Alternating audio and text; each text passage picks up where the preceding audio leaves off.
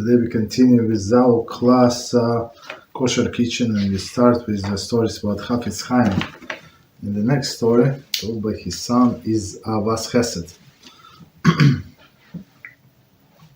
It was around the year 5646, it's 1876, that my father began work on his Sefer Ahavas Chesed, the book of love and kindness, which is actually the companion volume of Sefer Chofetz Chaim.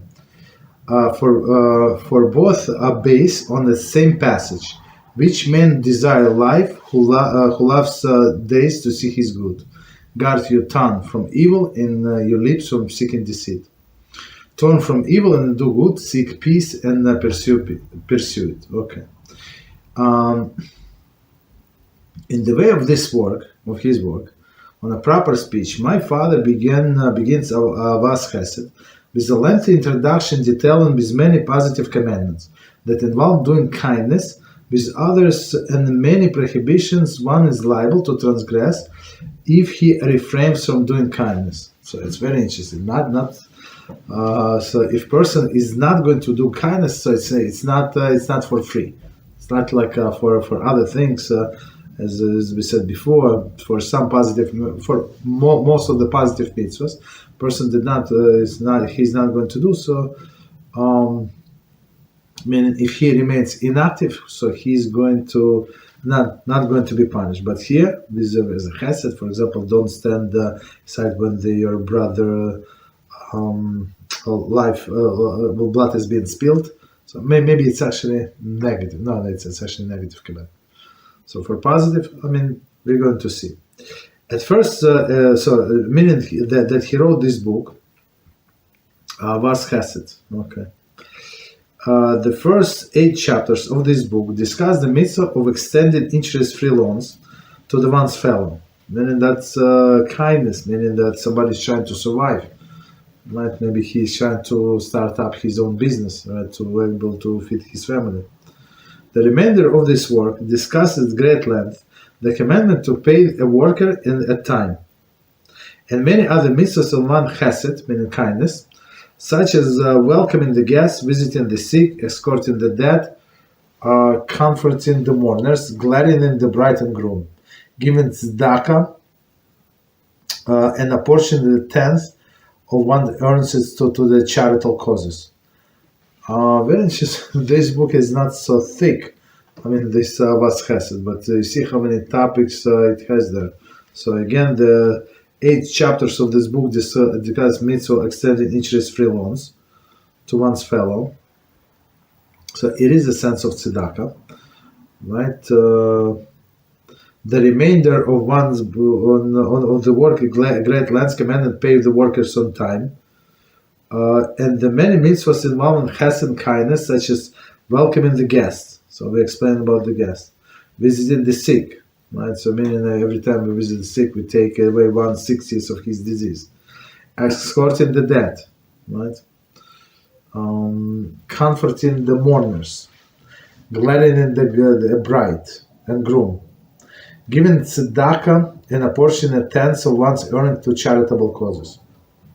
Thousands of copies of this work has been disseminated throughout the world. And many synagogues have established groups and study it regularly. So because I guess it is written in a simple language, and it's very, very practical, applicable to all of the men, not some like Talmud, for example, not everybody can understand. It's above many people's head, but these simple things, simple but very important things, everybody can understand. Its impact is beyond the description. Based on the scores of letters which my father receives over the years, the publication of Sefer Ahavas Chesed has resulted in establishing hundreds of free loan funds and the forming of countless numbers of societies that welcome guests and visiting the sick. Right. So, for example, even today I had this conversation. One of students want to visit another city, the capital basically in his country. So I said, we can find a place. I know somebody there. And I got in touch with that person. I said, yeah, absolutely. We can find him place on Shabbos. There is no problem, right? They have this group, right? It's not like some individuals. They have a group, and they share information. Who can accept, who cannot accept. Meaning the people within the communities. So meaning that they have. As I understand, most of the people who planning to move there or something. Many of these groups requested of my father that he writes an introduction to be inserted in society record book. So what is it? Introduction? Let's see. It's in commentaries. As his son notes, the Chofetz Chaim alludes to this on page 45 of Ahavas Chesed, and he writes, as this work is based on a matter of kindness, and it is known, the term Chesed, kindness, encompasses anything that one can do to benefit someone else. So kindness can be with money, without money, right? Even with a smile, right? We can do kindness. I said to myself that surely there are people who are in need of introduction for the record book of the sacred freelance society in their community. Therefore, I have decided to perform kindness for them in printing the introduction, which appears in a record book of our community freelance society. I'm not sure what it says there. The Chofetz Chaim then refers to the refers leader to appropriate section of his work for those who wish to write the introduction to the record book of the benevolent societies. Okay, so I'm not sure what it says in this introduction, but meaning the record book. So all these books, all the list of all of these charitable things that community did. That's unbelievable. Okay, so as we said, it's exists today, and some people. It was some years ago. Some conflict when somebody like outsider of the community. So he came and he asked for a loan, and this freelance society said no, right? We lend only to ourselves, like to our internal group.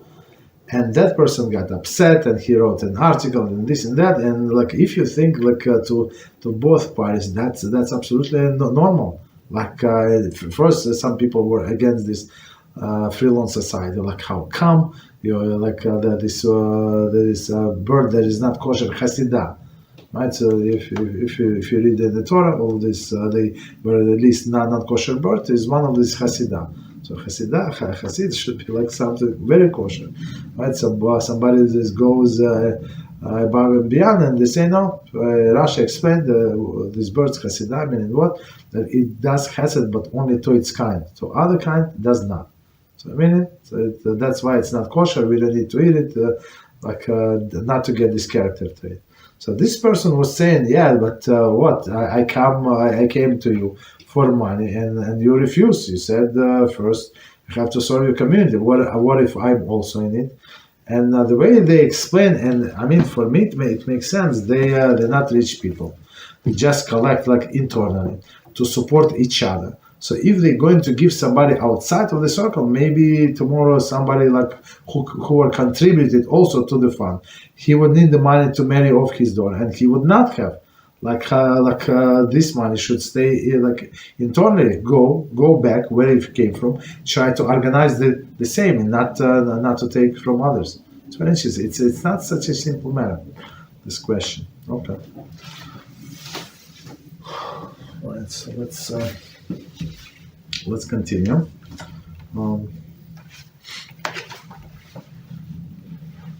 So we're on chapter 15. And our big topic is Kashering for Pesach. We did not start the topic yet. We're still in introduction, right? But if you think about it, if the introduction is such a long in detail, so we must understand that the topic is very, very important. Okay, so part B, and somebody's following page 377. So I was actually surprised yesterday. So the people know the page we're reading from. Right, 377. Okay, prepare in the kitchen. There is a difference between the kosher and non-kosher utensils and koshering for Pesach. Normally in koshering it is adequate to ensure that both the utensil being koshered and the koshering pot are both clean and non-ben-yama. However, the koshering for Pesach, while halachically one may use the clean non-ben-yama chometz pot, it is customary to kosher the chometz koshering pot before it is used for koshering. We're going to explain. If one uses the chometz, the Pesach pot for koshering, it is customary to kosher the pot afterwards before using for Pesach food. Very interesting. Again, it's a little unusual. Thus, either way, the koshering pot is koshered either before or after koshering. It is a worthwhile investment to purchase a large, inexpensive pot to be used each year solely for koshering, and that's what we did exactly. In this way, one can eliminate the need to kosher the pot each year. The koshering pot should be marked koshering pot, lest one forget and use it during the Pesach. Okay, let me see how long is it. Okay, so let's finish and then we're going to go back with commentaries and explanations. Koshering for Pesach with irui clearly shown. So irui is when you pour, right? Such as when koshering a sink, right? One may use a Pesach kettle and use it for Pesach afterwards, since the kettle does not come into direct contact with the utensil being koshered. One may also kosher with a kettle used all year or a year, as it never used or washed with chometz. That's what we do. We have on the one. When boiling water for koshering, one may place the pots or kettles in a clean chometz grates. On a clean chometz, we have an electric one, so it's easy. I think most of the people today have electric. I think it's such a big convenience. Nevertheless, it is preferable to place a piece of heavy-duty foil on the grates while boiling the water. So meaning even water, this pot was never wood. I mean, if you have the regular one, not electric one, yes. So it was on the grates. Is at one point was standing on the grates that might have chometz on them, but for sure it was burned like since then, for sure. And it's even not if it's going to get burned right now, but as we said on the Pesach, it's all of the laws are different. Okay, so let's do this piece from the beginning. We're going to explain. There's difference. The difference between kosher and non-kosher utensils and koshering for Pesach. So non-kosher utensils is, for example, if you buy something not kosher, like meaning used, or especially in olden days when all these things were expensive. So somebody would, I don't know, from relatives, some uncle, the rich uncle passed away, and he left all of his expensive, fancy, schmancy pots, and people want to take them, and they kosher use for themselves. I mean, today I don't think it's going to apply, but okay. But anyway, right? Or somebody by mistake use cooked milk and meat together, for example, right? So those meaning that this pot is not kosher to begin with. So meaning you cannot use, right? But when we talking about something kosher for Pesach, it's this pot is allowed. The first part, not kosher, is never allowed to use, right? But this pot that they want kosher for Pesach is allowed. Meaning, for example, they have a pot that they used for dairy, right? And now they want to use it for Pesach, right? But can convert for a Pesach use. So they would need to kosher. So is it something not kosher? No, right? It's still kosher utensil, but it must be kosher for Pesach. Okay, so that's the huge difference. One is allowed, but in a non-Pesach category, or in the Pesach category, and another is not allowed because it's not kosher. Okay, but both of them we must kosher, kosher for Pesach. So two different kinds, maybe. Normally, when koshering, it is adequate to use to ensure that both the utensil being koshered and the koshering pot are both clean and non-binyama. So technically, as we said before, it's not technically necessary for us to buy a separate koshering pot. You can use one of the existing ones. Just make sure there is non-binyama. So I mean, it was clean for more than 24 hours, and technically you can kosher everything in it, right?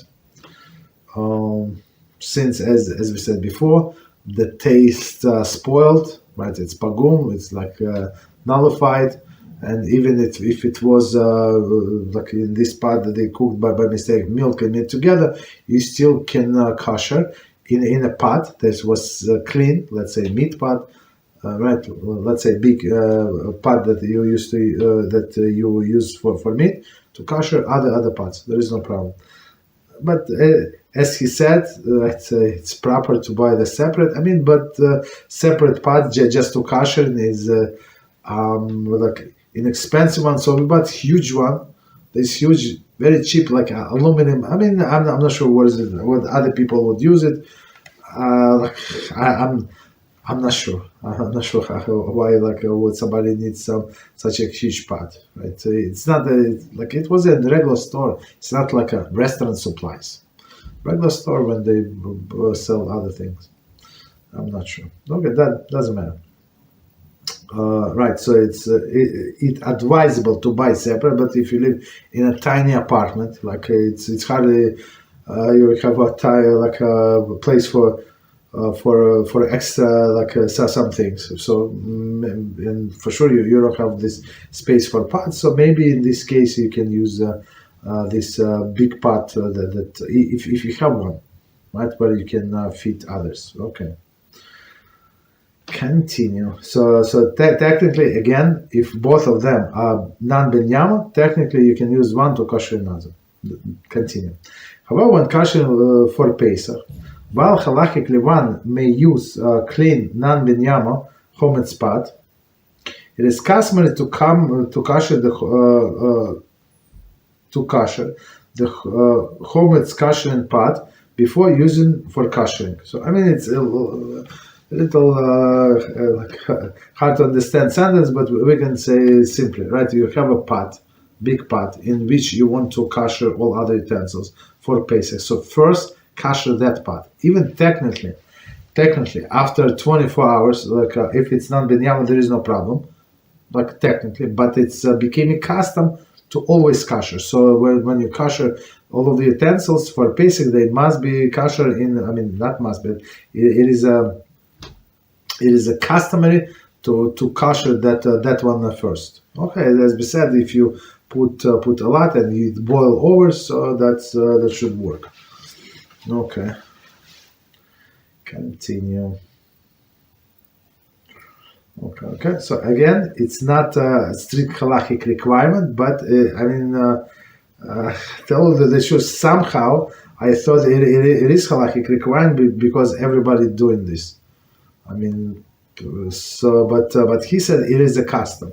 Okay. He said the custom is custom. No problem. But still, as I said, I think everybody would do like that. First, they would buy brand new, if you can, brand new pot and kosher all of these things for Pesach, or you have a big pot and kosher it for Pesach and then kosher all of this in there. Okay. So commentary is saying, Shar Chatziyun 452:15, chapter 14. Okay. We know that when kosher in a large pot that cannot fit into larger pot, one must put a hot stone right into the boiling water. In this case, when the pot is being koshered, merely to be used as a koshering pot, it is not necessary to do so. Okay, so we're talking about the last chapter. So again, so in chapter 14, we noted that the kashering large pot, so meaning you have a larger pot, just to remind you. So we had the situation was we had larger pot, that we must kasher, but there is no other larger pot to put it inside. Okay, so that's the story. One must put a hot stone. Hot stone, as we said, it became white. It's so hot, right? Into the boiling water, meaning, and then it spills over, right? In this case, where the pot is being kasher merely to be used as a kashering pot, it is not necessary to do so. So, meaning there we're talking about to kasher that big pot, right? So you bring the water to boil, and then you drop in this hot stone. It boils over because now the temperature much hotter, and that's how you kosher this big pot, right? But here they say, since you need this pot, there is nothing wrong with this pot. It is kosher, but you want to kosher it in order to kosher in it other pots, so there is no need for a stone. So again, as I said last time, not last time, but when we were talking about these things, it's very dangerous. You have to make sure you know what you're doing, and you have some not pliers, these tools with long handles and metal thing to grab with good handles, with the gloves to take this hot stone and drop it into the pot. So you have to be very, very careful. Okay. So here again, since it's not halachically required, it's only custom, so we can have this leniency only to put the water in that pot that you want to make kosher Pesach, and kosher all of the other pots in there, so you can just boil water in there, so it would overflow. That's it. Okay. Okay. So continue. If one uses the Pesach pot for koshering, Pesach pot, it is customary to kosher the pot afterwards before using for Pesach foods. So it's very interesting. So first case was when you want to use a regular pot, let's say for that you used to eat for meat or for dairy, and you want to make out of it kosher pot to kosher things for Pesach. Now, a different situation now. So you have this you have dairy pots and meat pots, clean, of course, that you want to transfer to the Pesach, right? Maybe you bought some other things new, so okay, there is no problem. So you want to transfer to the Pesach. So now you want to kosher, and you have a big pot kosher Pesach. So there is no problem. There is no need to kosher it to begin with. So meaning you're going to kosher everything that you need in this pot, bigger pot, right? All these things are kosher, but now this pot itself is not exactly kosher. Why? Because it was exposed to other pots that are not kosher Pesach, right? And of course, as we know, the taste travels. Even though it's spoiled, we understand it's after 24 hours, it's nullified, this and that. But it's customary is to kosher that pot as well. So it was kosher Pesach. We koshered in that pot all other things, all other pots to make them also kosher Pesach. And now this pot became questionable, so we want to kosher this as well. Okay, okay, continue. Thus, either way, the koshering pot is koshered. So meaning, I like this sentence. Either before or after koshering. So if it right, I'm not going to repeat. So if so in some cases you kosher it before, in some cases it's after. So, but still, it will be kosher one way or another. It is worthwhile investment to purchase a large, inexpensive pot to be used each year solely for koshering. And commentary, in the opinion of most poskim, this pot does not require tevilah. Very interesting. Very interesting. Very interesting. So since right, so if somebody bought this bigger pot. What aluminum? I mean, it was very cheap compared to others. It was very cheap, right? And since we're not going to cook in it, nobody is going to eat from this pot. We'll only use it for kosher. So, in the opinion of most of the peskin, you don't need to dip it in the mikveh, right? Why? Because we're required to dip in the mikveh only the utensils. They're going to have contact with food like ready to eat food, right? So, for example, if you have this mixing bowls, or they call it mixing bowl, this stainless steel, and you use it to marinate meat or something, like chicken breast, whatever you do, only like raw products, so it's not edible. So you technically you're not obligated to dip them in the mikveh, right? Or some things like rolling pin. Also, I'm not sure if they ever touch the food, but I think if they use it only for a dough, right? So no need.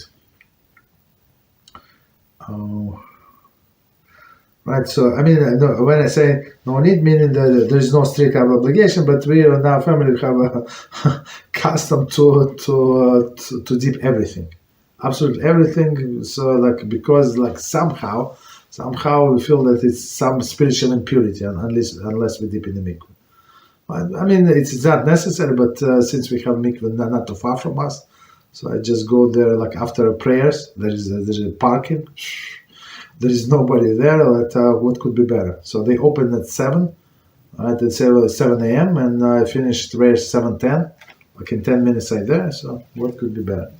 There is nobody there at that time. We're nice and clean. Okay. Right. So they say it's worthwhile investment to buy a discussion board. And somehow he said that you're going to use it once a year. We don't use it once a year. I mean, if somebody asked, we would use it once a year. But once you, unless something was like used by accident is a different type. So right, that's the only reason. But otherwise, we would not use it every year. Sometimes, like few years, we would not use it. There's no need unless somebody asks. But that's a different story. I mean, ask to borrow. The Kashering pot should be marked as Kashering pot. Okay, so I mean, if it looks like regular, yeah, right. So if it's marked as Kashering pot. Last month, forget and use it during the Pesach. Right, not a good idea. When Kashering for a Pesach with a irui kli rishon, such as when Kashering in a sink, one may use Pesach kettle and use it for Pesach afterwards. Okay, so what is kasher in the sink? I mean, we're going to discuss it in the details, but just to understand what he's talking about, right? So to kasher the sink. So of course, same as all other things. You let it stand for 24 hours. So what is the problem with the sink? So sometimes you would pour the water from your spaghetti, right, from your pasta. So for sure it's very hot. Right, for sure it's above Yatzel Dasbo, and this water, not water, this taste of the chometz, because it is chometz, would get absorbed into the sink, right? So we would boil the water, right? And while it's still boiling, you go like around the sink, and that's how with irui, with a stream, you kasher. And just to remind us when we are learning about the streams, so this stream of this water is connected to the kettle through the inside. So, like in some cases, we say since it is connected, so maybe the taste, right? If it's too close, maybe it can go to the kettle. I mean, but let's say there is no problem. Okay. So he said that you can do it with a Pesach kettle, meaning this irui, this connection of the stream from the sink to the kettle did not make the kettle not kosher for Pesach. Okay, that's a good to know. And plus he said you can right. So no, before we continue, right? So he said so even if you use this kettle kosher that is for Pesach. You can use it for Pesach afterwards. Since the kettle does not come into direct contact with the utensil being kosher, meaning in this case with the sink. It did not. So through the stream, yes, but otherwise not. Okay. Continue. One may also kosher the kettle with the kettle. There is that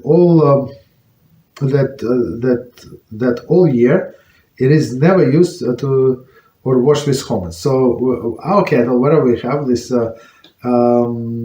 electric one, so we never put down first of all it's electric. There is a contact, like electrical contact on the bottom. So for sure you're not going to put it in the sink. And even if we wash it, when we wash it, we never wash it with a sponge. We only wash it with like paper towel. So we wash it inside, whatever it is, it's throw right away. And soap, the dishwasher soap, actually it's kosher Pesach. I mean that's the company. We did not know until we checked. It does not say that it's kosher Pesach, but we check in the lists, and it is a kosher Pesach. So that's if you want to use this electric kettle all year round, that's what you must do. So if you put it down into the sink, that's forget about it. But if you don't, you can use all year round. And even in the base, the plastic base, instead of countertop, nobody eats from this base. There is no connection to the kettle. Okay, so that's how you can use one all year round. Okay, continue. When boiling water for koshering, one may place the pots or the kettles in a clean chometz grates. Okay.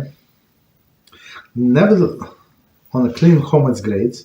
So meaning it is clean, meaning it was burned out, right? But he did not say they were kosher already. He said that they just clean. Okay. Nevertheless, it is preferable to place a piece of heavy-duty foil on the grates while boiling the water. Right? Not, of course, there is no chometz. Even if it was something that burnt out, like there is such a hot temperature on a stove grate. But they say just in case, just to be on the safe side, put it the foil. Okay. So 1 second. So I think we started the first part, how to kosher the counterparts. Let's see the time. Okay, we have time. Baruch HaShem. So part number 1, countertops.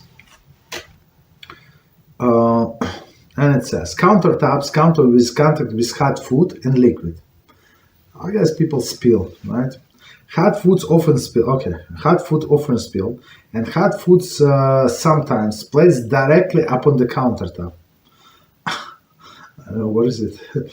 These hot liquids are, at most, merely clearly shown, and hot foods are kli sheni. Thus, one should be permitted to kosher countertop with irui kli rishon, since that replicates the exact manner in which non-kosher taste was absorbed. One should avoid placing hot foods or pouring hot liquids on a countertop 24 hours before koshering, so it is not it's not ben yomo.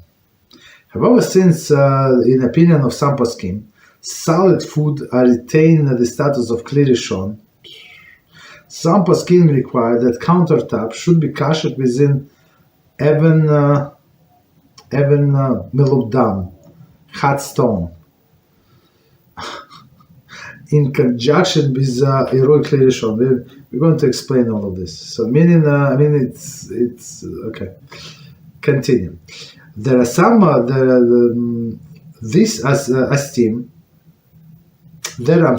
are steam machines available today that may possibly be used for koshering countertops. The hot water produced by this machine may be equivalent to the koshering with even meluban. So meaning the steam machine The steam machine so the steam is so high. Of course, the steam it's when it starts evaporates, very hard. It's like I think the way I understand. So maybe the temperature would be even high. That's my understanding. Even higher than the like boiling water and with a stone inside. Boiling water with a stone inside is going to evaporate very fast. I mean, it's going to evaporate. I mean, but not create like complete steam. One should only use a machine approved by reliable rabbinic authority and follow his instructions. Okay.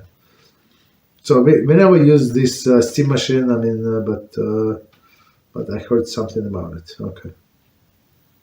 So if somebody wants to use steam machine, we have to check on the internet, like on some CRC, right? Chicago Rabbinical Council or something like. They have a very good website, or OU, Orthodox Union, and see what brands do they recommend if needed. But technically, so we're going to explain. Let's read and explain. In most of the cases, if you never put like hot food on the countertop, I don't know. Right. So even if it spills something, as he said, it's like usually even if you spill, you would not spill from original source. It's most likely it's the counter. It's already third vessel, but even the second vessel, still it's not. You don't need this stone basically. But as he said, some poskim say that you need to do. So let's see. Again, countertops. Countertops come into contact with the hot food and liquid. So only, like as we said, still like usually a person would not put like hot meat, like put it on the counter. No normal person would do that. So it was accident. So and most likely that person would pick it up and put it in the right place right away. Okay.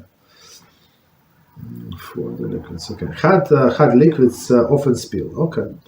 And hot foods are sometimes placed directly upon the countertop. I'm not sure what would be these hot foods. I'm not sure. These hot liquids, so spills I understand. These hot liquids are at most merely heroically rishon. Meaning that it spill from, let's say we're going to a stricter opinion, from the pot that it was cooked in. That's heroically rishon. Okay. Cooked in or what was on the fire. Okay. Okay. Okay. Right, heroically rishon, and the hot foods, right? And the hot foods are klisheni, meaning when like and the counterpart. One second.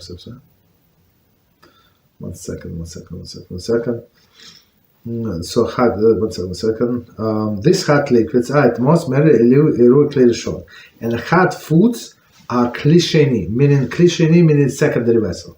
So most likely they're not that hot. So when they already on the countertop, thus one should be permitted to kosher countertop is heroically rishon.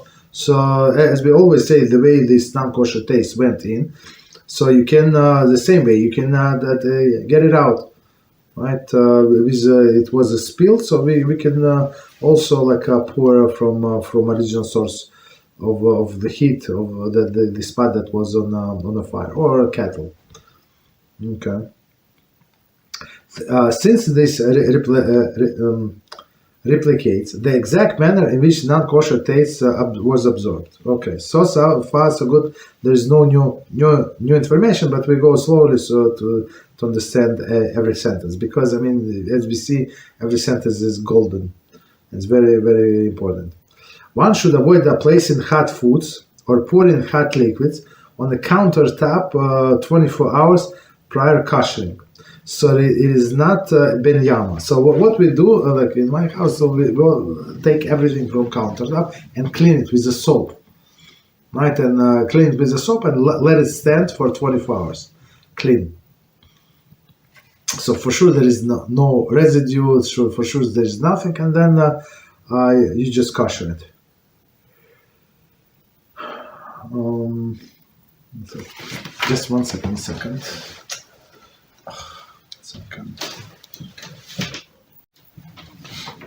Okay, so we continue. Okay, one should avoid placing hot foods and pouring hot liquids on the countertop. Usually, people, as we said, only would do it by accident, right? Before 24 hours before it's kosher, so it is not benyama. So far, so good, as we would do with all other vessels. However, since in opinion of some poskim, solid food retain the status of klirishon.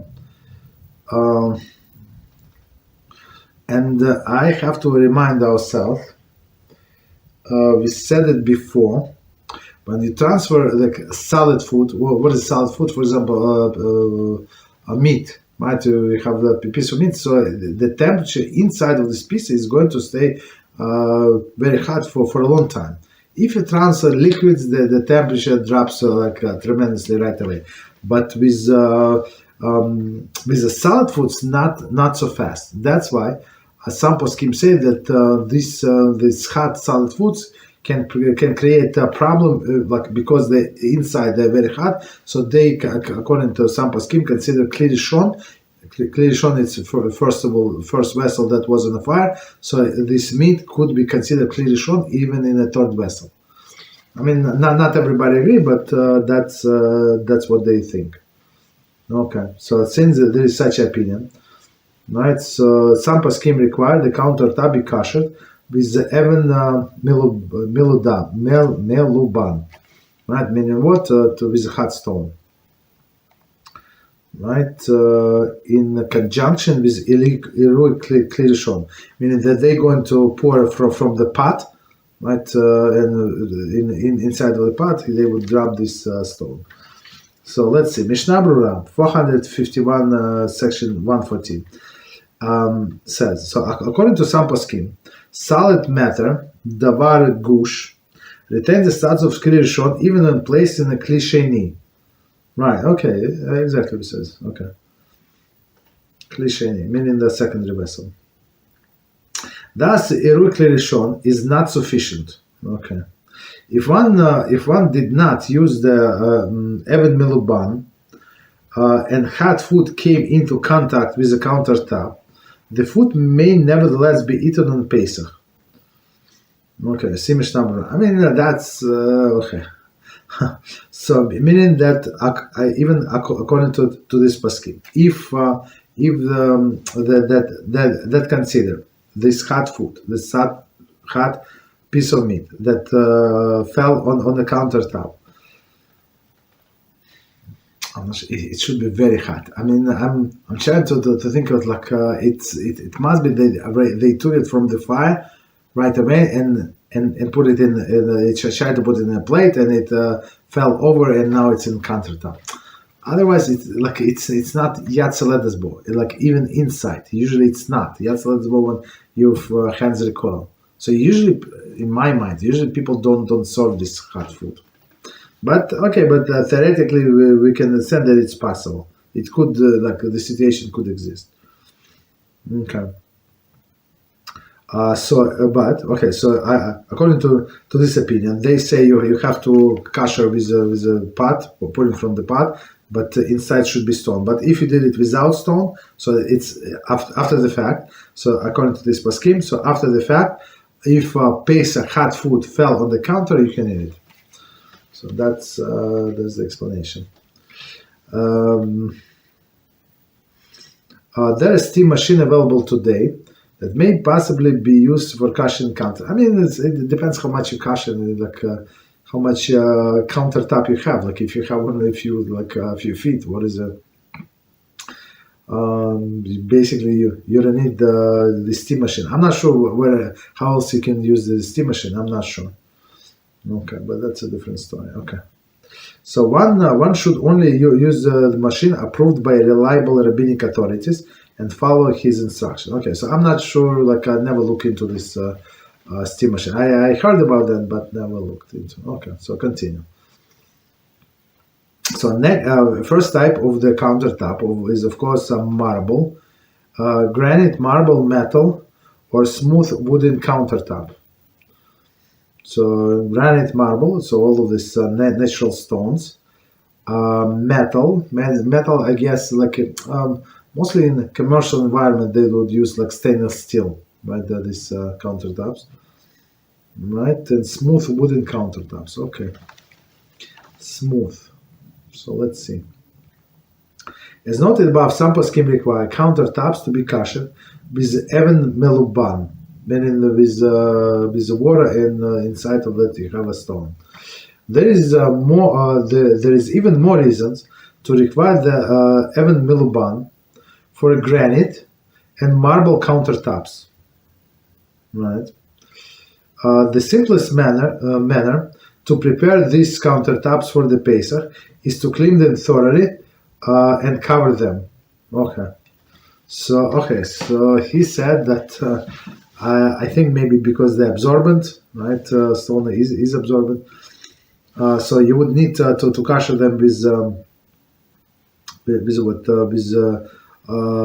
a stream, right, from a pot, and with a stone inside. Okay, the stone inside. Okay, right. So he suggests you just wash it thoroughly with the soap and cover it. Okay. So commentaries say it is questionable whether one may rely on Eruk Lirishon to kosher granite and marble countertops. So meaning they say if just to pour from the kettle, maybe it's not enough, right? Countertop, since very hot pots are often placed upon the surfaces.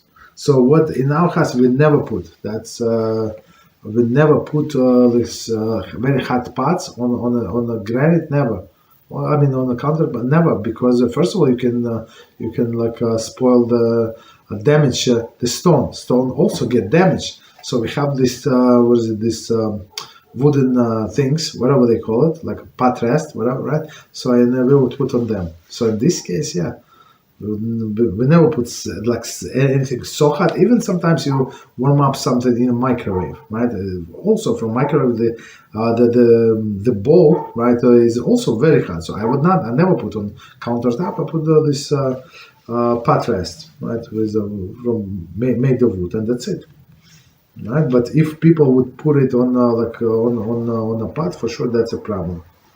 On the countertop, this very hot, they would take it from the stove and put it on the countertop. I'm not sure who does it, but I think the people, people who do like many things. So again, this commentary. So he's trying to advise, like, right. So maybe if you don't want to put a stone inside of this kosher vessel, so just to clean and cover it. It is it is questionable whether one may rely on Eruk Lirishon, meaning the stream, to kosher the granite and marble countertop, since every pot, the very hot pots, often placed upon these surfaces. Okay, if you never do so, like you can go by lenient case. The bottom of the pot is clearly shown according to all poskim. So, right, as we said, when this pot touches something, it's clearly shown according to all poskim. And since we do not follow the principle of Tishmisha, the countertop should require even meluban. Okay, so if you ever took this hot pot and put it on a countertop, yeah, so that's the problem. Okay. There's a problem. You would need to use this stone. But if you never put these pots on a countertop, there is no problem. The simplest manner to prepare these countertops for the paste is to clean them thoroughly and cover them. So pouring the scalding water over the countertop can harm the wooden veneer or of the cabinets, so that's also a problem. So if a person is afraid to damage the cabinets, so that's so don't use it. Just clean them and cover them with aluminum foil or something. Okay, so continue. They should be covered with a thick corrugated cardboard corrugated cardboard, or similar plastic covering. Okay. Alternative method is to kasher the countertop with irui klirishon, but to cover the area with the small metal sheets or a small blech, or use the trivets upon which to put the hot pots. As they call it trivets. You see, it is advisable to cover the backsplash of the countertop as well, since the food often touch it. Okay. However, a sturdy, thinner covering, such as heavy-duty aluminum foil, is sufficient. Okay. One who moves into the previously non-kosher home should kasher granite countertop with irui klirishon, and preferably an ever miluban. Okay, so let's do this from the beginning, because I mean not from the beginning, but from this part where we left off. So first he said, so like if you don't want all these headaches, so you just wash it, clean it thoroughly, and cover it. Okay. Right, so wash and clean. So I mean, like to spoil the taste. I mean, you can do with a soap. So soap is sufficient enough. Okay. Okay. They should cover it with a thick corrugated cardboard. I'm not sure where is it corrugated cardboard. Okay. Or similar plastic covering. Okay. So I mean, usually people cover with aluminum foil. They sell it like heavy duty. Okay. So. But again, not necessary, right? Not necessary. They can do with the cardboard, meaning that even if you put something like it would be it's never going to touch this original counter. But in my mind, like if you put any like a fancy schmancy cardboard, it was like you turn your kitchen something like not very like I don't know. Like it would look like something ugly, like you're in the middle of renovation, something. I don't know. An alternative method is to kasher the countertop with irui klirishon, but to cover the area with a small metal sheets or a small blech, or use trivets upon which to put the hot pots, right? Or they say, or if you don't want to use the stone, okay, no problem. So you use this hot water. Right, use only irui klirishon, and then still like cover things. So make sure that you're not going to put the hot pot on the countertop. That's why he said this. Put the trivets. So this pot rest is called trivets. Okay. Upon which to put hot pots. Okay. It is advisable to cover the backsplash of the counters. Right, black place on the counter as well. Commentary. One need not to cover the entire backsplash. It is suitable to cover it until the heights of the homemade spots.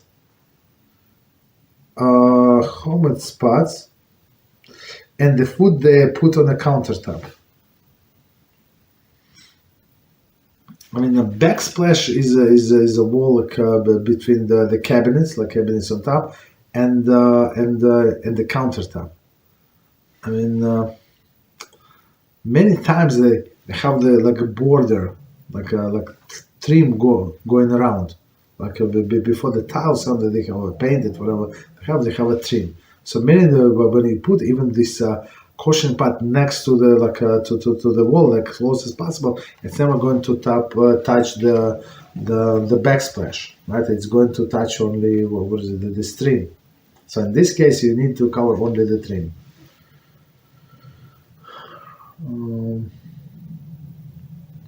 However, so he continues. However, a sturdy thinner covering such as so meaning don't use if you don't want to use this cardboard, but something that's sturdy, meaning it's not going to rip right away. The heavy duty foil is sufficient. So this heavy duty foil, it's cost like I don't know 3 times more than the regular foil, but it's worth it for sure. Like because It's better to put one layer of this heavy duty than 3 layers of the regular. I don't want to say cheap one, I mean the regular one. Usually, you like for your cooking, you don't need this like heavy duty. But to cover it on Pesach, I would recommend to use heavy duty. Okay. So right. So continue, and on practical level, one who moves into the previously non-kosher home should kasher granite countertop with irui kli rishon, and preferably even miluban. Right. So preferably even to drop the stone and kasher like this. Okay. So let's see. Continue. The next one, Formica and Corian. So Corian, I think it's like a second brand. It's like something similar to Formica, the way I understand. As we noted in chapter 14, section 3 and C, that there is a difference of the opinion with regard to the kashering plastic utensils. Right? We said not everybody agree. Common custom is to permit kashering plastic utensils with the kashering from non-kosher use or non-kosher use, or when the meat and dairy utensil were used for opposite type. So basically, we said there was a difference of the opinion, but common custom is to actually to allow allow kashering of the plastic. Okay. However, it is customary not to kasher plastic for Pesach use. So many of Pesach we go much stricter. Therefore, one should not kasher Formica, Corian, or silly stone. The countertops for Pesach use. Silly stone was, I'm not sure. Silas stone is comprised of quartz material and plastic. It consists of approximately 93% of quartz and 7% of polymer plastic. Thus, with regard to the kashering, it should be treated as plastic. I'm not sure if 7% and 93% and we go, but 7%, I'm not sure what the logic is. But I think it's like they sell it like a fake stone, right? And it's very practical. It's very practical. Meaning, I mean, of course, you can break anything. It's not easily breakable because it's softer compared to a stone. Even if you have something you can sand down, like you can basically refinish it. Okay. Right. So continue. One second was number 11. So since okay. So again, there's difference in opinion whether or not we can kasher plastic. We can go in regular day life that by opinion that we can, but in the matter of Pesach, so we're trying to go by stricter opinion as always. They should be cleaned and covered in the manner described above. Okay. One who moves into previously non-kosher home should consult Rav as to whether he may kasher Formica countertop with irui kli rishon. Okay. I mean, the way I understand, if they have like a little hole, chips in the Formica, so if this hot water is going to go there, or like it can even like damage the countertop. There is a glue inside, right? The glue that glues this Formica to the base. I'm not sure. It's not so simple. Okay.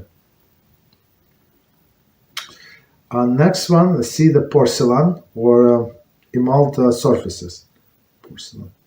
Okay. Porcelain and emaled countertops cannot be kashered. They must be covered in the manner described above. I'm not sure where's the porcelain or emaled surfaces. Maybe like they build it from scratch, like on a plywood. They did like I don't know, like a tiles. The way I understand, but porcelain like a whole piece countertop. Okay, I'm not sure. But if they be like a custom built, I see. Yeah, they can do that. Continue. D. Standing down sanding down the surface. There is alternative to the Kashering Countertops, Beezrat clearly shown. Since the non-kosher chometz taste is absorbed only onto the thinnest layer Ktei Klipa, right, of the countertop surface, one may sand down the surface layer of the granite or Corian countertop. I would say don't try it at home, because if you want to sand the granite, like then to refinish again, I think you have to be professional. You have to have special tools and know what you're doing. I would not recommend, unless you know what you do. Okay, so but technically they said if you move into a new apartment or so, of course, I'm not sure if how to refinish it, and I never tried, never even looked into it, right? But of course, I mean technically it's you can send anything and you can refinish anything if you have the proper tool and knowledge. Okay. Right, so they say, so you, instead of using all this caution methods, you can just sand it down and refinish it. Okay. One should remove the layer approximately the thickness of the piece of paper. Piece of paper, it's a very thick layer. So if somebody knows about sanding stone, it's a lot. It's a lot.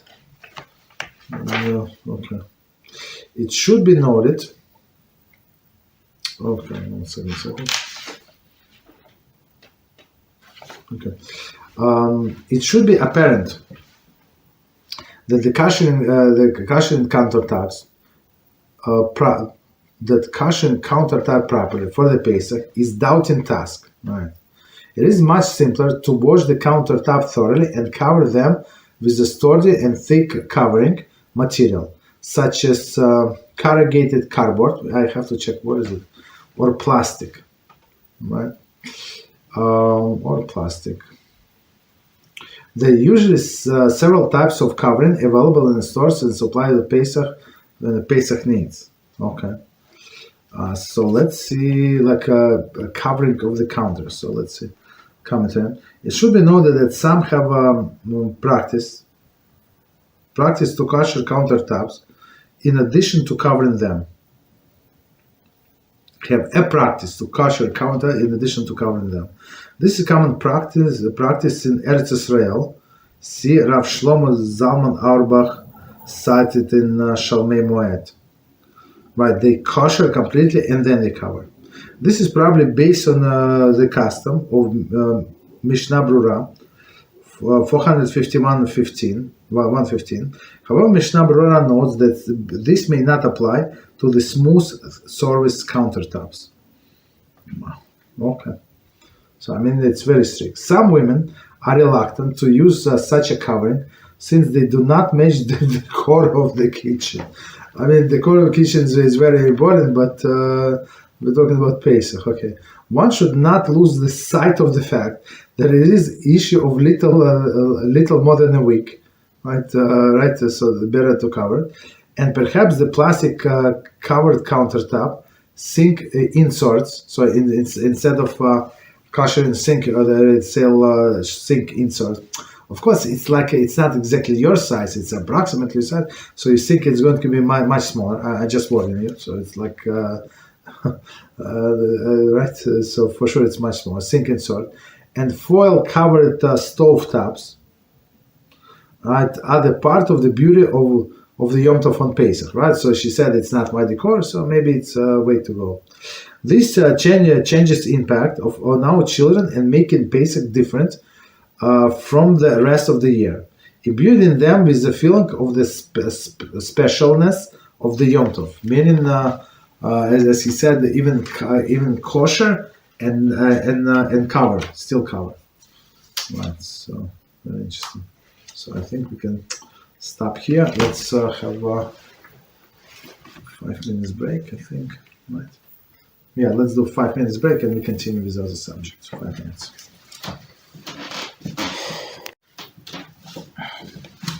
So we continue with our class Laws of Yichud. And then chapter 3, subsection C, and subsection C4 and second point.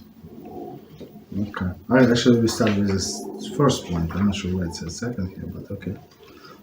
So when on this case of Baloch beer, meaning the husband is in a city, and the big topic is Halachah regarding the Baloch beer, but the woman is not home, right? Meaning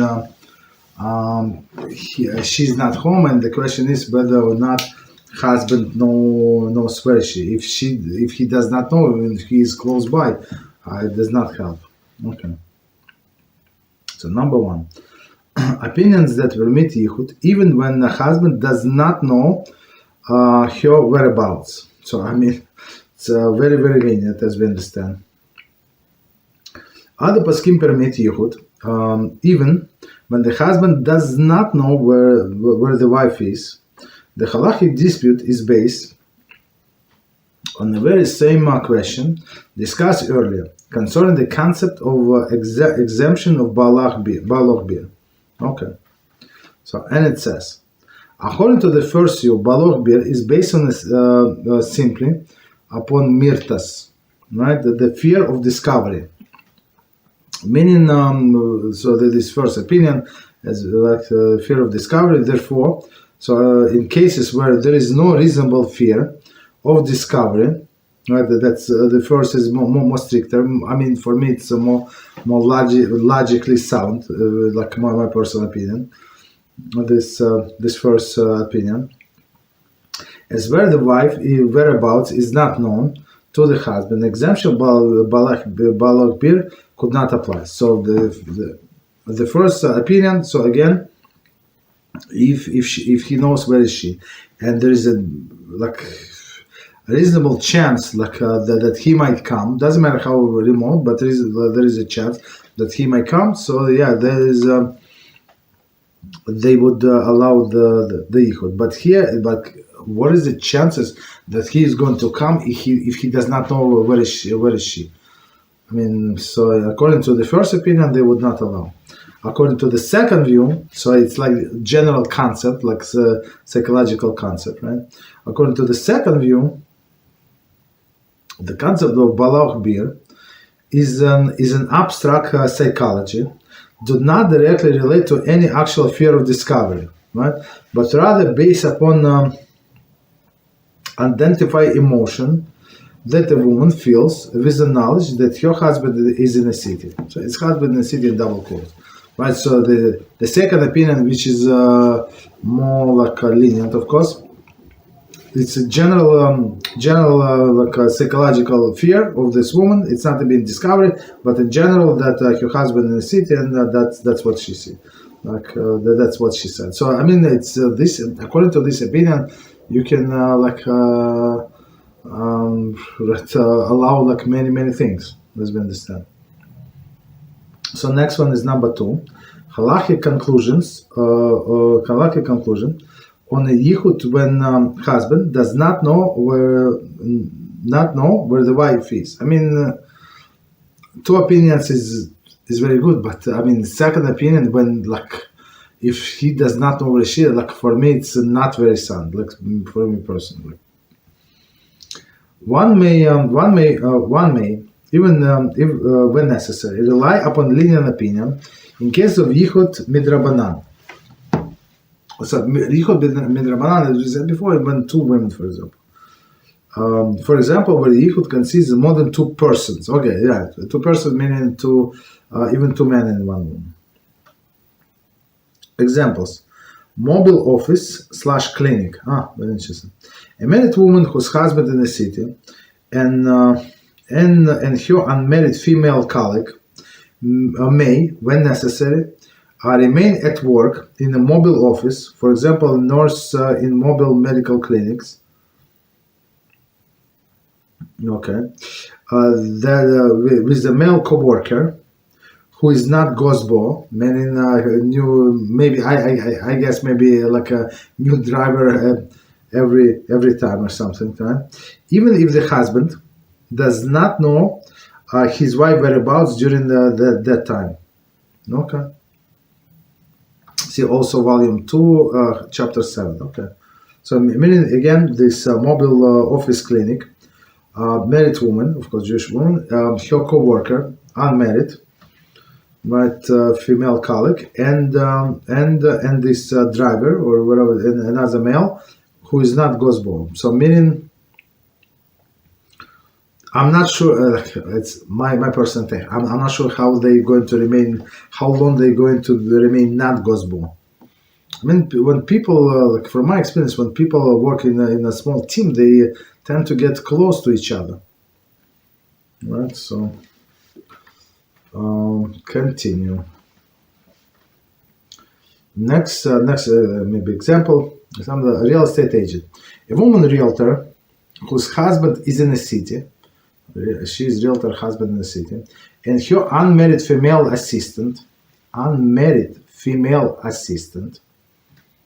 okay, is permitted to appraise a private home while the male owner is home alone, even if your husband does not know where the wife's whereabouts during that time. Okay. So they say Ahavas chapter 4, and right, what they're going to discuss. So again, the woman is realtor, and she took her assistant, unmarried assistant. So they allowed to appraise the house, meaning the house is empty or something. There's nobody else. The door is closed or something. Nobody knows that they're there. Okay, so it's like an exception. So next example, visiting therapist. A woman tutor, for example, speech therapist, special education, etc., whose husband is in a city, may visit a private home to tutor a student, child or adult, if there is at least one other person present. So meaning if if there are more than two, it's automatically not midrabanan. It's if it's more than two. Even if your husband does not know her precise whereabouts at that time. Okay. Regarding the use of the phone with video conference capability as Halachos solution C6 below. Oh, wow, 6. We're going to get very close to number 6. Very interesting. Note, these examples are only relevant when there is no safety issues. No woman or women may ever enter alone into the home of the stranger whose reputation is unknown, even if the door is left open. Right? People are crazy, and prison they're not going to stop them, or they're going to scream, or they're going to call police. So they're crazy people. So must be careful. Let's see. Okay, so let's continue. Permitted Yichud midaraisa, meaning on a Torah level, when the husband does not know where the wife is. In case of Yichud midaraisa, there is seclusion of only two persons, meaning one man and one woman. A woman should not allow herself to be secluded alone with a man when her husband does not know her whereabouts. Okay, so which is good. Right? I mean, which is not only good, it's understandable. Similarly, man must not allow himself to be secluded alone with a woman whose husband does not know her whereabouts. Okay. However, there is a basis to rely upon the lenient opinion in case of Yichud midaraisa is in very difficult circumstances. For example, in cases of medical concerns, loss of livelihood, significant loss on income. So let's see, what is the examples? First one, visiting nurse.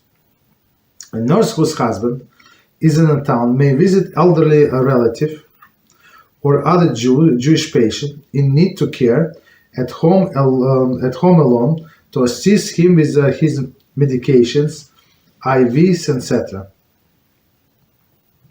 Even if your husband does not know her precise whereabouts during that time. So I mean in these exceptional cases. Okay, so for sure, as we understand, those Midaraisa. One, so like when there are two of them.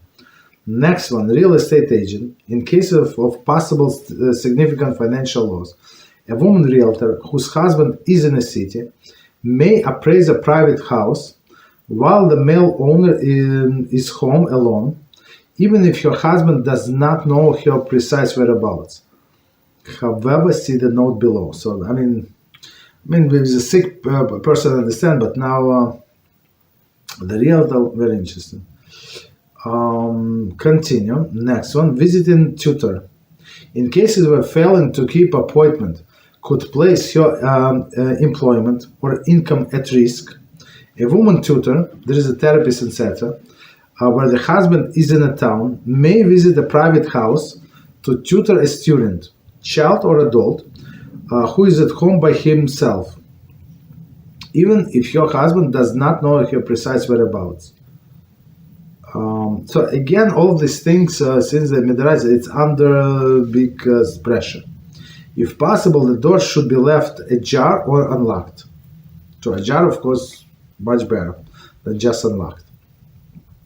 It should be mentioned that she can also choose to bring the cell phones or similar devices with video conference capabilities, Skype, etc., connected to her husband's phone, and position it whereby she, that is her head and shoulders, should be constantly in view during the session. Note. So I think even for security purpose, it would be very, very commendable to do that, so it would not get anybody wrong ideas, I think. Note, the aforementioned examples refer exclusively to where the environment is known to be saved. A woman is not permitted to enter alone into a home of a stranger whose character is unknown, even if the door is left open. But these people, the way I understand it's a special case. I mean, if it was one of these was customer for client, not customer, client for 5 years, okay, you understand. But if it's a new person, they just sign up, so nobody's going to go. I mean, maybe they're going to send, I don't know, non-Jew, I don't know. Regarding question of the exemption of balach beer, if exemption of balach beer applies in cases where a woman is secluded with the consent of her husband, see 14. So we're going to stop here on the C5.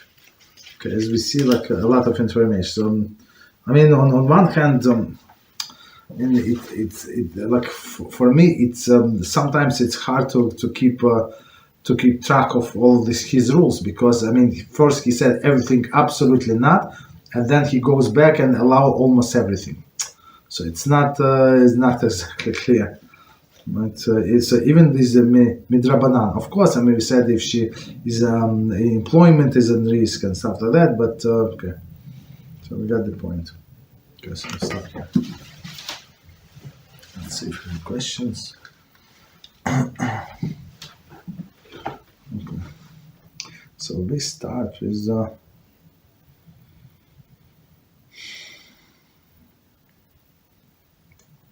okay, so first question. Is it a problem to use mineral sunscreen on Shabbos, which leaves behind a slight white film? I'm not sure what the mineral sunscreen means. If it's a cream, it is a problem. If it's a spray, it's not a problem. So we need to know what is it. So if it's cream and regular sunscreen, you have to apply. So that's would be a problem. So we're not allowed to use creams. Okay. Sunscreen. Okay. So we need to know. So next question. Should one try to expose or at least notify those who can properly expose the Rabbi, who has pretty large following and tens of thousands view on each of his shiurim? It's almost like ours. Who openly claims that the rabbis that like to scare people by saying Gehinnom can be eternal, getting this idea from much later sources, which do not know where these later sources themselves got their sources. Okay, guy says from surely from Christians or Muslims. Okay, Christians or Muslims. Basically describe Ramban, several Nevi'im, Gimara Bava Basra, Bava Metzia 58b, etc., and saying that they got their sources from the wicked people and idol worshippers, among other rotten things. Could such a person be considered Mahti Harabim based on the scope of his audience and the heresy he's teaching to them?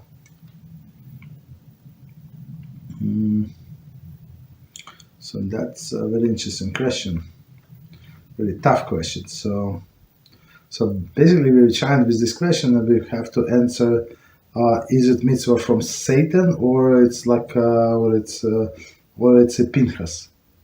Right, so sometimes Satan would send us a mitzvah, talk to some Christian. Some guy said, whatever he said, he loved this message. It's still in review, right? I did not approve it, okay, because he said about Yoshka.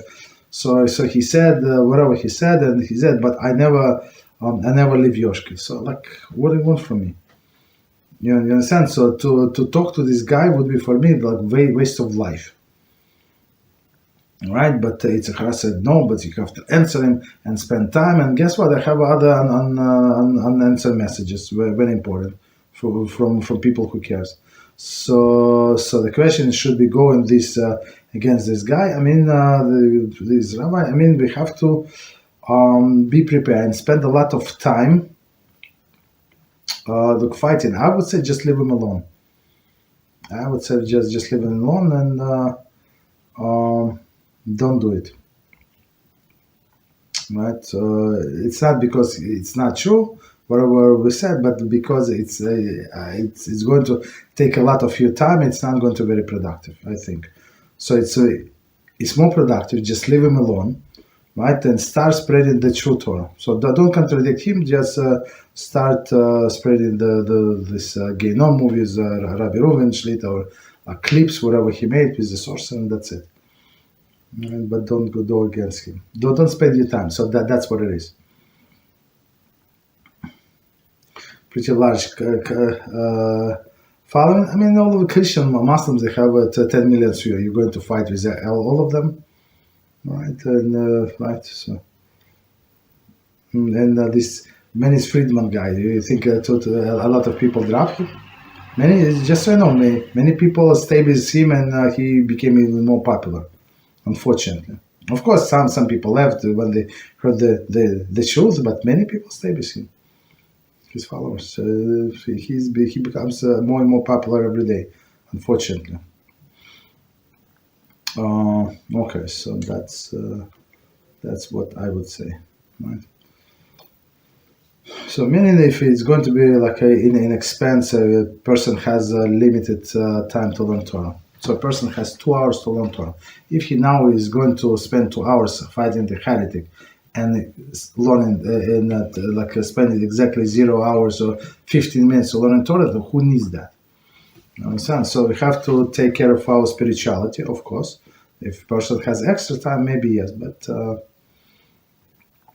I would say just spread whatever Rabbi Reuven Shlita already published. So that material is strong enough. So don't. Just without arguments, just send it. If you're in this group, this and that, just post it and leave. That's it. Don't need to recreate the will. Don't need to address every of his points. Okay, so next question. Rather wonder if principle that relationships that is dependent on something is bound to fail also applies to our relationship with HaShem. No. What we said yesterday, and it's actually from yesterday class, and it's from from Perkios. So we said the relationship that are based on something physical, right? So in physical, for example, physical attraction. She's a pretty woman. He's a strong guy. He's like muscles like maybe my head or something. Yeah. You understand? So yeah. See, so if it's this relation of he's rich, she's rich, she's I don't know, she's smart, or she's I don't know whatever. So all of these things. So these relations are not going to last. So that's what it says, right? But our relationship with HaShem, they're not based on any physical things. Right? So there is no problem. So continue. Rav, what would be bigger mitzvah? To do kiruv mainly to please HaShem, or to do so because we davka want to save people? I'm not sure why it should be contradiction to one another. You just do what you need to do, and with one act you can please HaShem and save people. Right? I mean, even if you enjoy it, that's even better. So it's proper to derive enjoyment from the mitzvah. You're trying to save Jews, so you enjoy it. What is the problem? What is the better? I mean, okay. Let's see. Depends how many questions we have. I actually prepared for yesterday, but it was too tired. But I'm not sure if I can find it. But I have a book right here about what is better. Okay, exactly this topic. So continue. Got a lot of question about visiting the sick. Okay, since when visiting the sick, one takes away 1/6 of his sickness or suffering, I wonder, does one take those suffering upon themselves? That's a very famous question, right? So he said, the second logical question. So okay, it's very interesting. So let's bring 60 people. Everybody is going to take 1/6, and the guy can stand up and go home, right? No, it's not. It's not exactly like that. So meaning that take away his 1/6, meaning that the person is going to feel much better, but 1/6 is better, right? If he is he going to get cured because of his positive attitude, right? Because of our wishes, because it's proper to pray for that person in his presence as well. You understand? Bless him with complete recovery. So it's also a prayer, right, in his presence. So because of this, and if HaShem sees how this person is popular, meaning beloved, not popular, but beloved by other people, so he can send in complete recovery sooner. But the person does not take any sickness to themselves, because it says the one who goes to do mitzvah, no harm is going to befall the person on the way, right? On the way when they do the mitzvah, when they come back. So yeah, nothing wrong is going to be with that person, right? And the second part of the question, I'm not sure if somebody already asked. So if 60 people are going to visit, he is not going to recover. Okay. So next question, what are you saying that the dish soap is inherently kosher for Pesach, or that the brand that you have is certified? Okay, so it's a very good question. So the answer to that question is very interesting. So there is a kosher certified kosher Pesach certified soap. We bought it a few times, and we said about these people say about Halachos, never again. I mean, it's whatever they do, it's whatever. Right? It's better not to buy, right? But there is a book that comes out with this research, Rabbi Blumenkrantz. I mean, he's not there. He passed the holy tzaddik, but his son has actually continued. So they live in Rockaway, actually in part of the Brooklyn, I think. Rockaway. There's a big yeshiva there, like huge community also. Jewish like Orthodox communities, and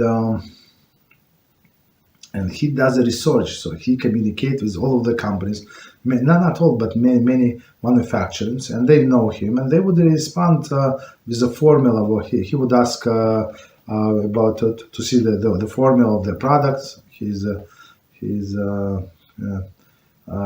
good in chemistry, biology, right? So he would determine if there is something that might be not kosher Pesach, right? And in his list, he would say that this soap, this toothpaste, or something like this mouthwash is a kosher Pesach or not, for example. So even though Orthodox Union would not put P, meaning La Pesach, so I mean they're not obligated, right? But this rabbi he would like on his own to say that these products are actually kosher La Pesach. And how serious is he? I mean, he's very, very recognizable. All of the Jewish supermarkets, all of the store sells his books every time, every year before the Pesach. And he actually have an app, right? An application. It's a part of free, but it's nothing there. So I think you buy you pay half price of the book, I think. Right, and you get all of the list of all of the medication, all of the perfumes, all of the perfumes, all of these dish soaps, all of the paste, these like a huge list. I'm not sure why people need to use so much, but so we get an idea, right? So our soap it says only OU, meaning that it is kosher, but they actually say that in his book it's listed as a kosher Pesach, and we saw in a supermarket, right? This actually, we have a big supermarket, Jewish supermarket, not too far from me, and guess what? The owner is praying in my shul, right? So he's very big friend with the shul, kosher person, Baruch HaShem, and sometimes you really need to look at the book. If you don't want to buy the whole book, you just go to the store to buy whatever you want. Buy apples and look what they put in kosher Pesach for mouthwash and right and dishwash. So I mean, they're very very tedious with it. So I mean, whatever they put there, for sure, it was checked according to the book, according to the kosher supervision, right? So the soap, the dishwash that we have, it's just a national brand. It's like they sold it everywhere. But we find out that it's actually kosher Pesach, and same is if somebody ever bought kosher Pesach, what is it called, mouthwash? It's so disgusting. It's like you want your money back. It's so disgusting. But whatever we were using for many years, I mean at least my wife was using that brand, so it's actually kosher Pesach. Right. It does not say it's OU, right, Orthodox Union, but they never said kosher Pesach. So of course it's based on alcohol, like how the alcohol is made, right? From what? Okay, so that's what we do. But of course, the things can change from year to year, so you have to always verify. Okay. Continue. We have a question about Yichud. Okay. Since HaShem decided the Parnassah on Rosh Hashanah, why is one allowed to be in Yichud Midaraisa for the fear of the losing Parnassah when your husband does not know your location, in which there is no chance for him to actually to catch you? Okay, so it's very interesting question. So let's do it again. The question about Yichud. So today we said, as I said, I mean, the way I see the structure of the book, that I mean, we have to maybe review one day, but he said, first of all, everything not allowed.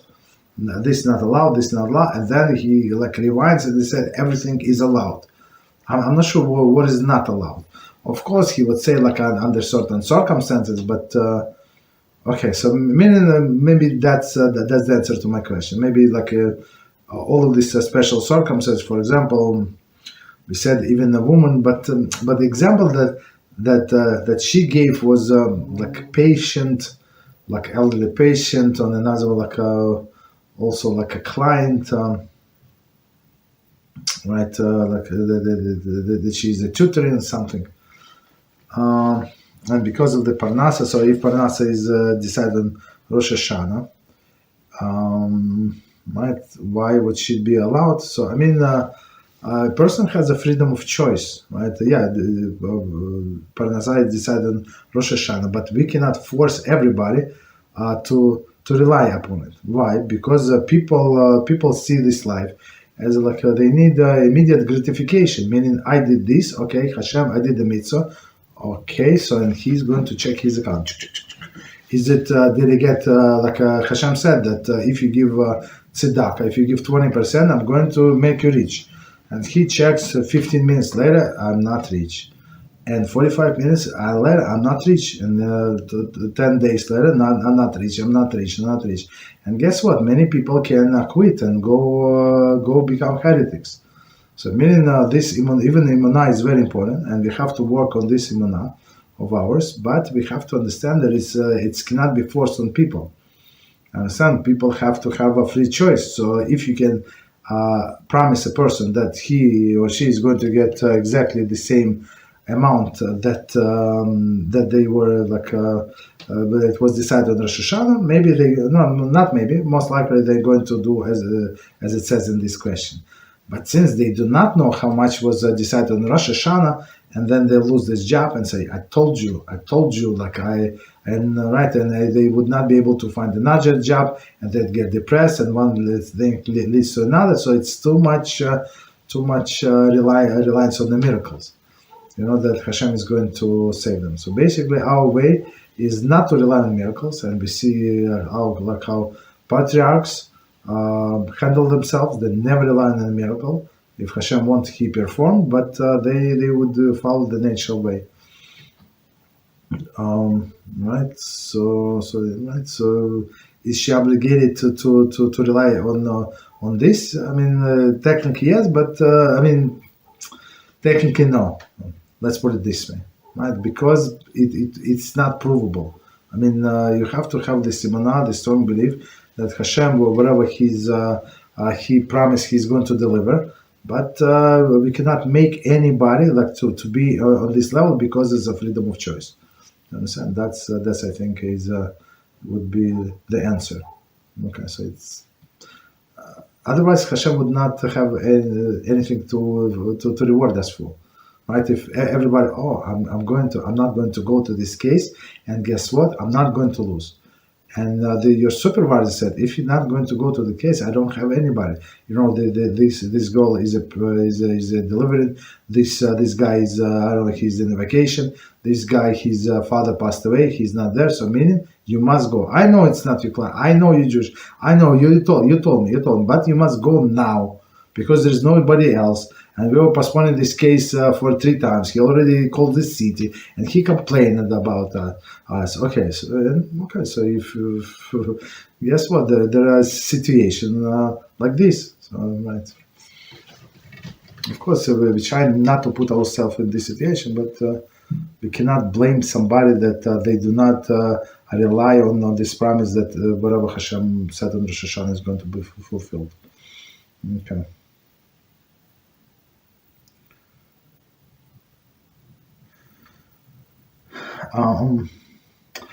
So we're going to this question about this mineral sunscreen. Again, I need to know: is it liquid or is it like liquid, like a baby oil formula, or is it spray, or it's like a cream? So that's the question that we need to know. Right. So it's liquid formula, like liquid. So liquid definition of liquid, right? It's something that was flowing, freely flowing.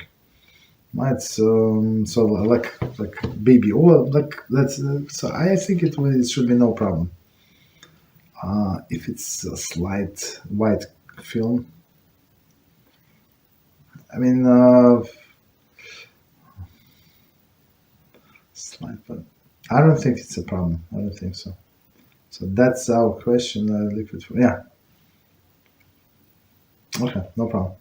So with a spray, if it's even less, I mean that doesn't matter. Spray means it's liquid for sure, but this liquid formula is also good. Yeah, there is no problem. Okay. So the only question was actually if it's coloring. Right. The coloring usually does not apply to a person. Okay, usually. Okay. So continue. Why is the physical stamp represented the pact between Am Yisrael and HaShem, bris milah, was only commanded over men? Is there something on a physical level for women, that would be tantamount to the bris milah to the?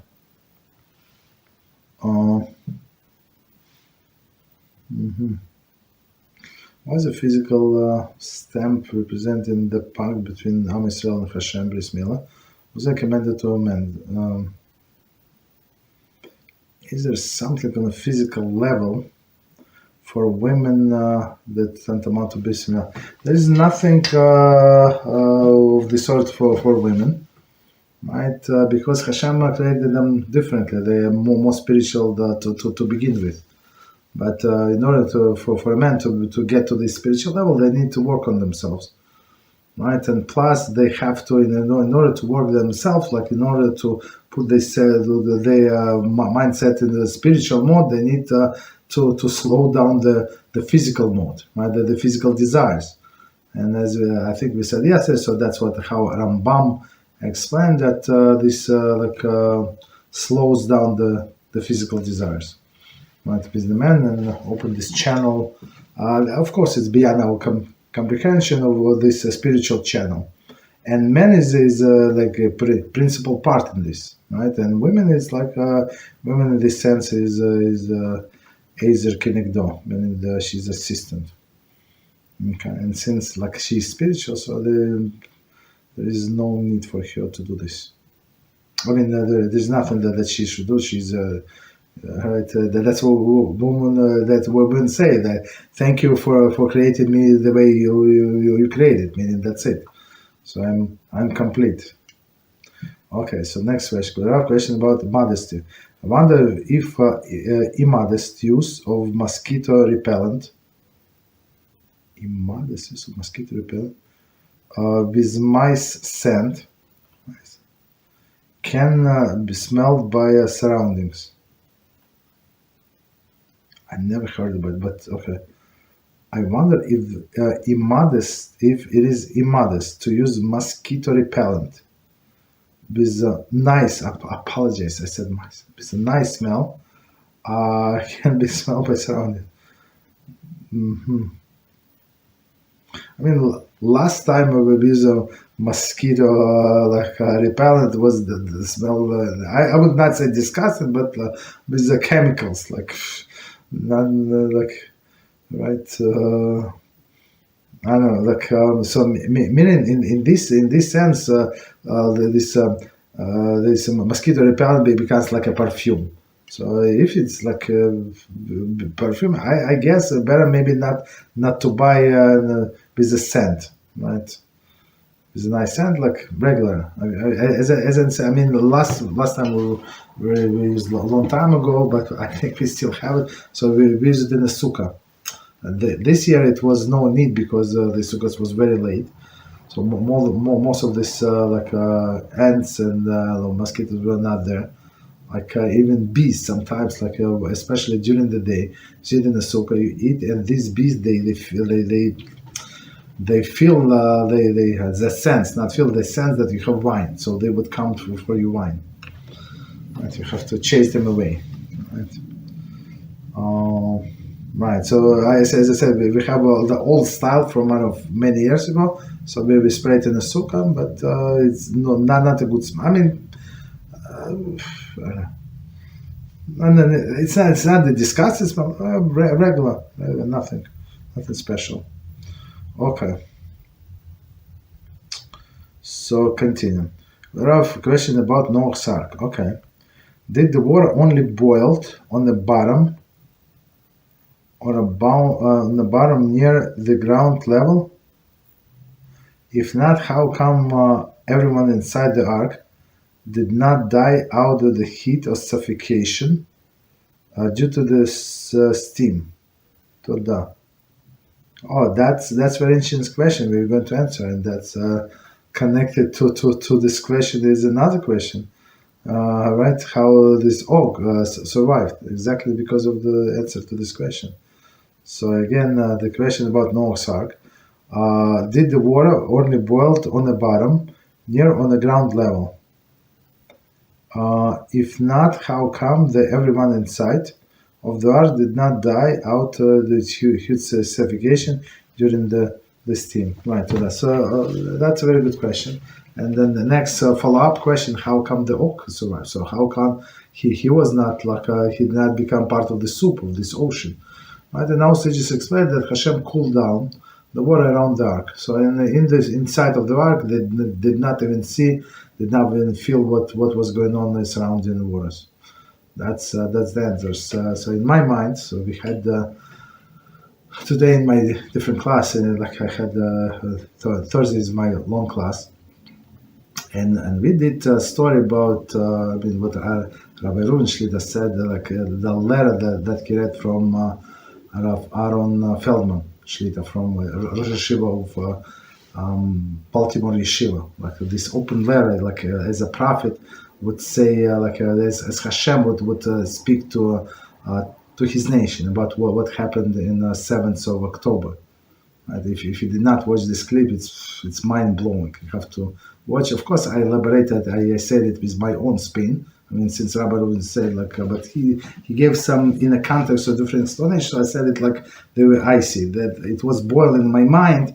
I was not boiled, but it's cooking in my mind. But I was not afraid. I was afraid to say if everybody big rabbis why should I say anything? So but after they say one after another, so Rabbi Feldman said, Shlita Rabbi Rubin said, so I had to say whatever I had to say. And one part in there, it's actually about yeshiva in. It's here. 1 second. Where's the town?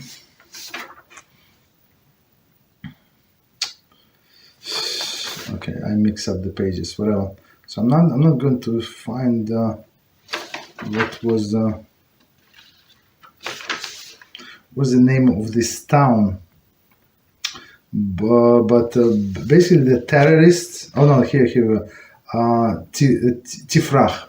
Right. So in this city or village of Tifrach, they had yeshiva, right, and there were around 1,000, right, 1,000 boys that were dancing with the Torah, right. Other people, their parents, I don't know who else was there. So the dancing with the Torah, they did not know what's going on around. So the terrorists planned originally to go in, and Chas v'Shalom, right? But HaShem, in His great mercy, He made these terrorists for whatever reason, right? Reason is HaShem, right? It doesn't matter what He put in His mind. They went around. So these boys were dancing the whole day until night. They had no idea what's going on. That the whole the area around was in blood and explosion and everything. So in some sense, it's my personal connection, right? The same was about the Noah's Ark. Right, Hashem cooled down, so the tzaddikim, so these animals also were in some sense righteous animals, if you can say that, compared to other animals that screwed up their ways, basically, right? So, but those were pure animals, meaning they did not go off the derech, right? So, and that's why Hashem cool down the water around, right? No, nobody suffer. Right? So Hashem can take care of everybody. And plus he said how they went around Shoma Shabbos kibbutzim. They were on the way and they turned around. They went to somebody, to this non-secular, to secular people, and he said if this is not a message for you, you stupid people, right? I cannot help you, basically. But that's what Hashem wanted to say. So I see Davka, this kibbutz is on their way, and they went around. like it's not the terrorists were afraid of this Talmid Yeshiva, these boys, like what is it, fighter or something, the karate kid or something. No, they know how to read Gemara or something. That's it. You understand? And they went around and went somebody else. Right.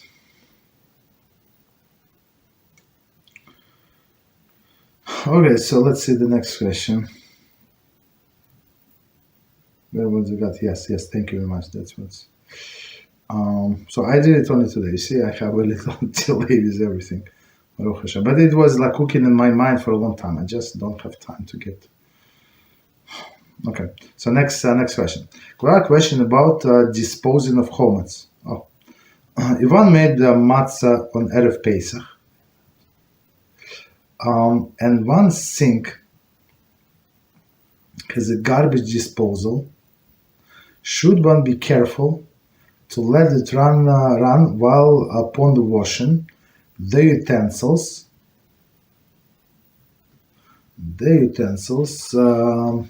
for some of the dough pieces might remain inside. For sure, not might, for sure they remain inside. Right, and leaven because of the moisture. Right. If one forgets to let it run, would it be considered transgression if the dough leavens inside there? So let's try to. They try to understand what it says here. So we're talking about a question about disposing chametz, right? Disposing chametz. If one made the matzah on Erev Pesach, so I mean, let's even like simplify the question. Somebody was cleaning, and they put something in the sink. Actually, no, matzah is better example. No, I'll take it back. Matzah is better example. Why? Why it's my? Because the person already kosher the sink. The sink was kosher 100%. So now he was doing matzah in his stove. I mean, there is no problem. You can. I mean, like previous generation. That's what we did.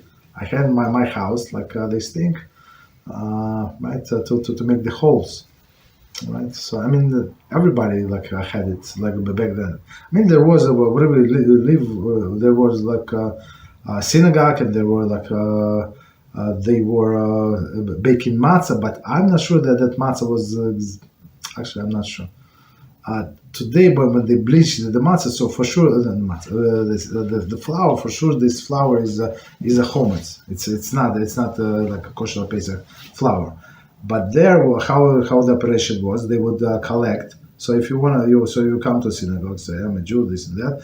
So they say, okay, I want 5 pounds of matzah, okay, or 10 pounds.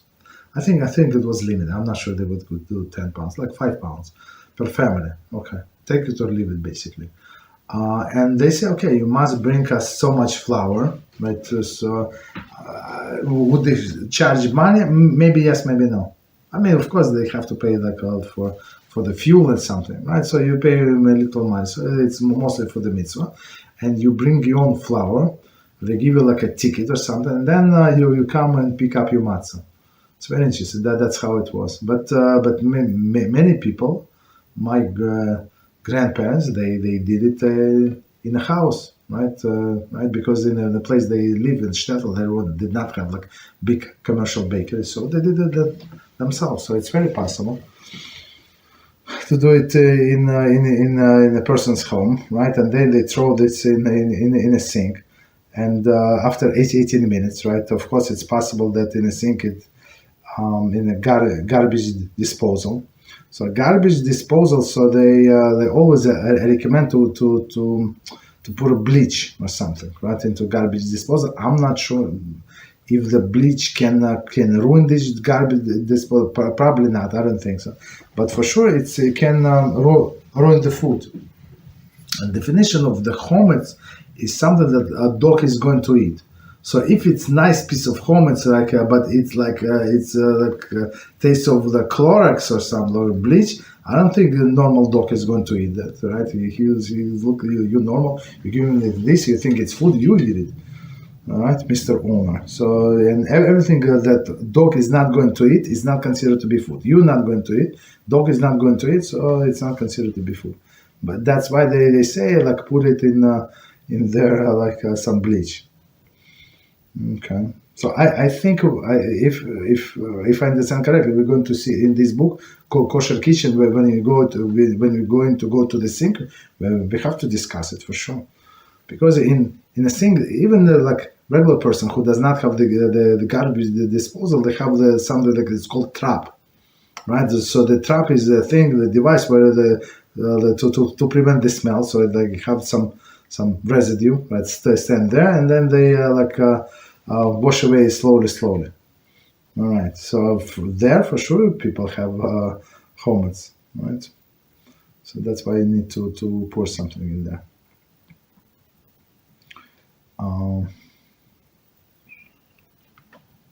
So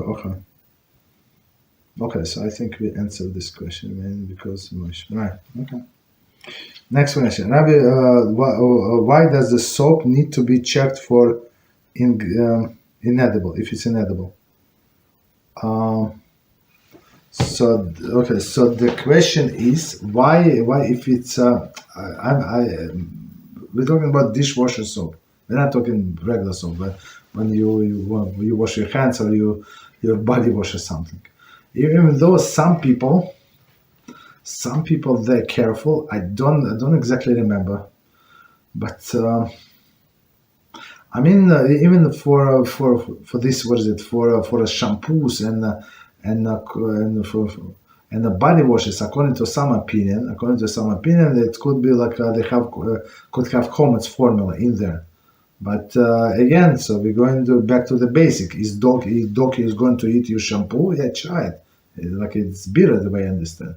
Most likely they're not going to eat, so it's not considered to be food. So so it's not considered to be like a problem. But dish soap, so many times, guess what? Sometimes people rinse good, sometimes they don't rinse good, and the soap, like if it's like something in not kosher in a soap, and then you put like your hot tea, right, your hot water, and guess what? All the soap that you forgot to rinse, they're going to go into your tea, and you're going to eat or drink something not kosher. So it's absolutely preferable, and it's not halachah. So it's like, but it's proper that the dish soap should be kosher. Not if a person lives in the States. I mean, I think most of the national brands are kosher. I'm not sure if all of them kosher Pesach. I don't think so. But whatever we have is, and it's not something special. Like regular one. Okay. So I always recommend people to buy that book, or sometimes go to shul and people bring the books from the last year. You can get an idea. So I got the book. Somebody like left it. We have like shelves when people bring books, whatever they don't need. Okay, so I brought there for you books, and I saw somebody brought a lot right after Pesach, the brand new from last year. I took it. I did not read it, and I don't have time, but I took it just in case. So continue. So that's how you answer about soap for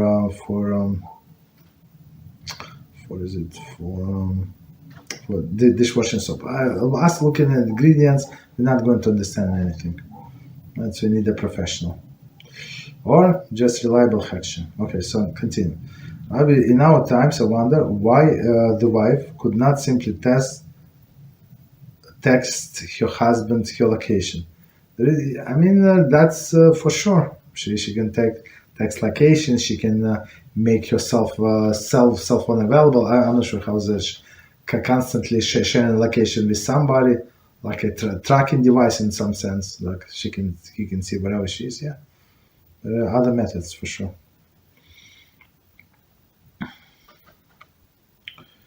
So next question.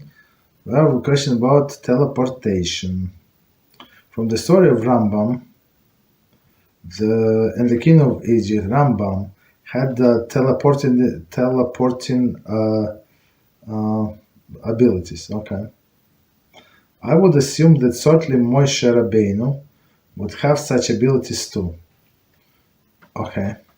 If so, why was it Moshe Rabbeinu caught by Pharaoh and nearly killed before he fled Egypt? So that's a very good question. So again, so the question is story about Rambam, king of Egypt. Rambam had teleportation abilities. I mean, I know the story. Was it literal, not literal? I mean, it's not clear, right?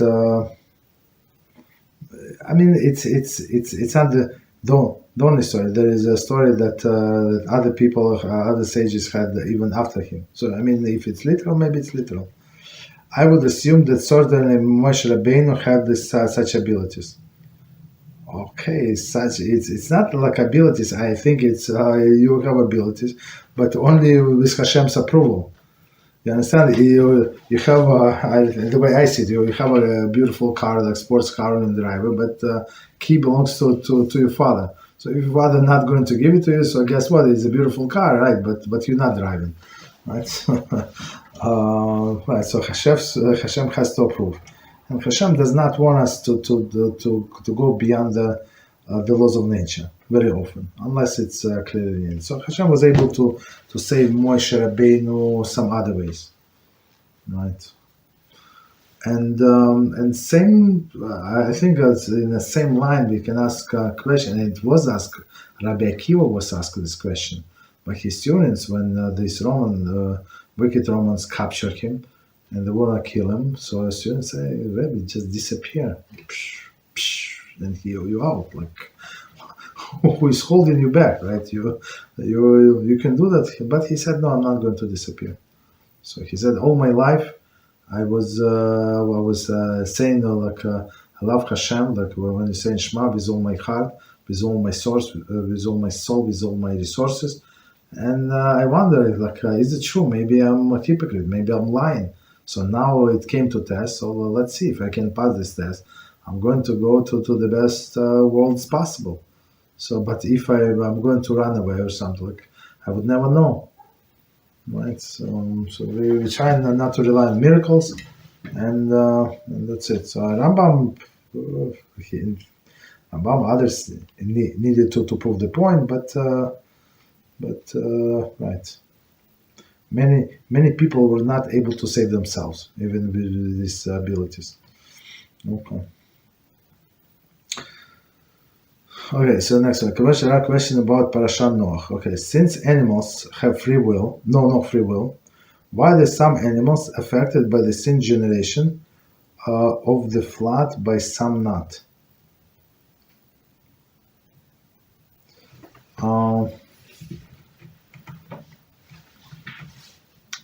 That's a very good question. So again, question about Parashat Noach. Since animals have no free will, okay, that's good. Why are some animals affected by the sins of generation of the flood? Some not. So it's going to be my personal explanation. I've never seen that. It's a good question. I would say because these animals that were around people like that, so they were affected, right? So it became normal. So it was like the air was polluted because sin is going to the air, like atmosphere, and it says that you're not allowed to look at the face of the wicked people. And sometimes, I mean, maybe it sounds strange, but sometimes I know the wicked people. They discuss and they cannot hide themselves. Like I'm trying not to look at them at all. So I would I say hi, but I look at my phone. Somebody calling me. Suddenly I have to look at messages like a kid, like 10 years old. Like somebody's calling you. I also do some things like that. So not to look at their face. Right, because the face can damage your neshama and the aura surrounding them. And I think I heard it from Rabbi Mizrahi many years ago that it was a study that in San Francisco, right, in the States, like it's the capital of the gays, right? So even the dogs went crazy, right? So, I mean, it's like compared to all other regions.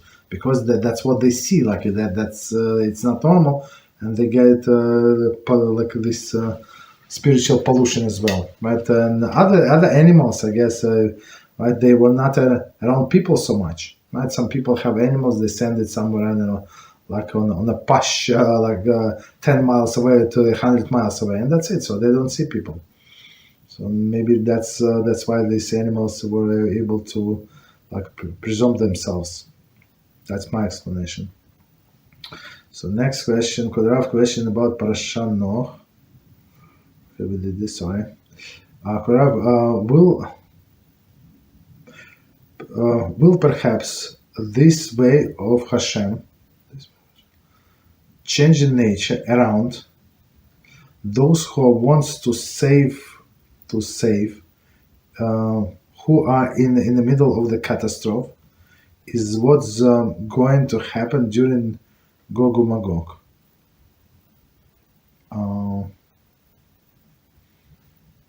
Again, the question: will perhaps this way of Hashem change the nature around those who He wants to save, who are in the middle of catastrophe?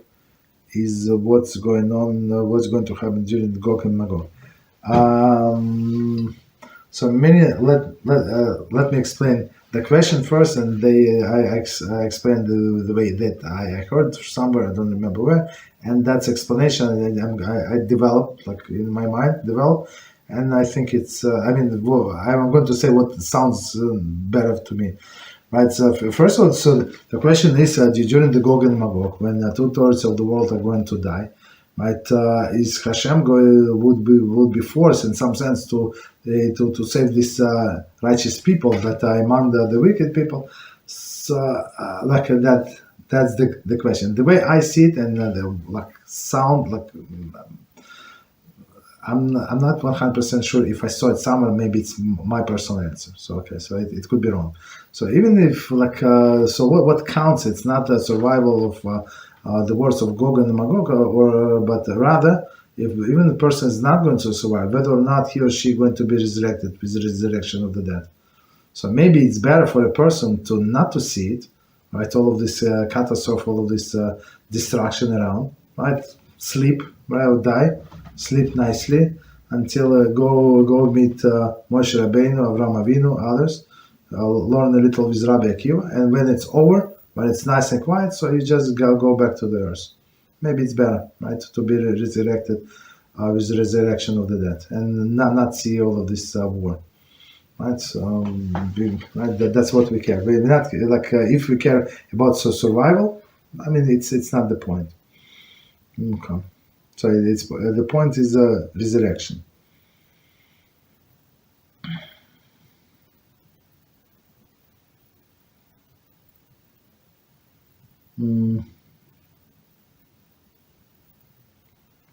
Okay, so next question. If animals do not have a free will, why did the species of animal refrain from being intimate inside the ark besides dogs and ravens?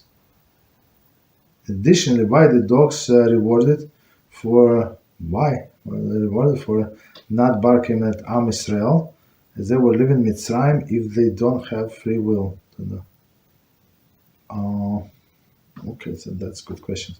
Okay, so let's start from the first one. So first question: if animals do not have free will, why did the species of animals refrain from being intimate inside the ark beside the dogs and everything?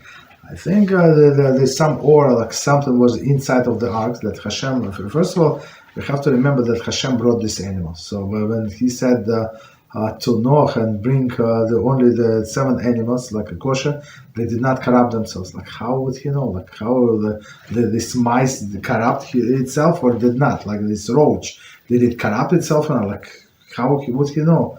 So, and the answer is, Midrash says that they came themselves, and ark let them in. Right? So, meaning it was a miracle that Hashem wanted to do. And like in normal, so the way I understand, like the atmosphere in the ark was not to have relationship, but of course, like it was normal, standard. But this dog and a raven, they went out of standard, like they forced themselves out. right? So that's why they were punished, and they right. Even though if you think about it, they did later on. They did some positive acts. Maybe they were trying to do teshuvah. Raven was the one who was feeding Eliyahu Hanavi, bringing him bread and wine, bread and meat every day. And guess what? Eliyahu Hanavi, the holiest of holies, was eating from what Raven was feeding him. Very interesting, huh? And the dogs also, they did big services to Am Israel. And continue to the next question.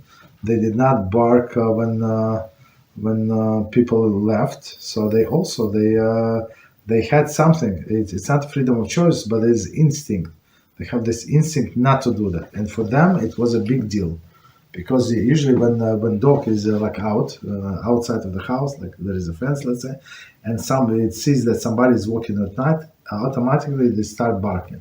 But if they see that somebody is walking with a stick, for sure, and many people for sure, but they had that sense, they sense something, right? There is some spiritual being, right? Sometimes dogs also cry. They see when a person is sick or some missing or somebody is grieving. So the dogs have feelings, right? On that level, but they do have feelings. So, and that's why since they went in some sense against their nature, right, to attack people like who are walking with a stick at night. So HaShem said until so you have to be rewarded. But I think I have this clip also. So, and I think we ended like if HaShem is if HaShem rewarded this creature who did not have a free choice, and what did they do? Like forever and ever, like for one thing, like okay, maybe the whole night they kept their mouth shut. Right, and for all generation until the end of the world, they got the free meat, basically. What could be better? So, needless to say, us who have free choice. So, how much we're going to be rewarded? I don't remember. Is it how we finished the clip? I don't remember. It was some time ago, but something along these lines.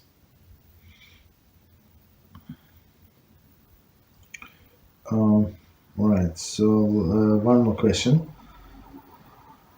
If the David HaMelech, speaking of how the wicked contaminate the air, okay, when he said for false witnesses have risen against me, and they breathe out violence in Psalms 27. I'm not sure. I mean, with this thing, with the Tehillim, it's so deep. We have to see the commentary. There's Medrash Tehillim when they explain every verse. I give you this example. And as in one of my classes, they asked me a question, and the question was.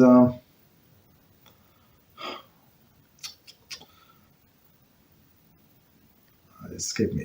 It was a one verse from Mishle, and a new explanation. I mean, one of the explanation, and I gave an explanation. And I said, you know what? We had a break. I went down. I got my book. I have Mishle with explanation. I said, well, let's do one verse. Right? It's not like so. It was a 1.5 page of explanation, and one is more mind blowing than the other. Some of them I remember, like I did not know, like I would not connect to this verse, like from the top of my head. But without this deep explanation, I mean, we should not guess what it says in Tehillim, what it says in Mishnah. So what I gave like maybe one or two points, but of course we need to read the commentaries. Okay, so I think we can stop here. Right, so we did amazing this week, Baruch Hashem. Right, learning a lot, and we should continue even more next week, same time. Wish everybody good Shabbos, and until next week. Bezrat Hashem. Thank you.